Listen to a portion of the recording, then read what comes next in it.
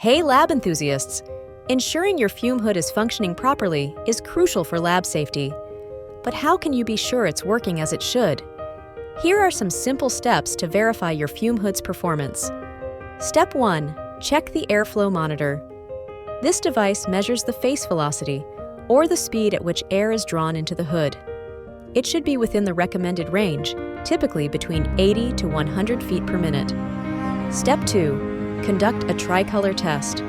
Use the TriColor setup periodically to verify the performance of the fume hood, or call GD Waldner to conduct this test for you. Step 3. Verify the sash height. Ensure it is set at the appropriate level, usually marked on the hood, to maintain optimal airflow and protection. Step 4. Keep a maintenance log. Manually document all tests, inspections, certifications, validations, and any maintenance performed on the fume hood to track its performance over time, or subscribe to the GD Waldner fume hood labeling and tracking software service to perform all these for you. By following these steps, you can ensure your fume hood is functioning properly, keeping your lab safe and your research reliable. Stay safe, stay efficient. Trust GD Waldner for all your lab safety needs.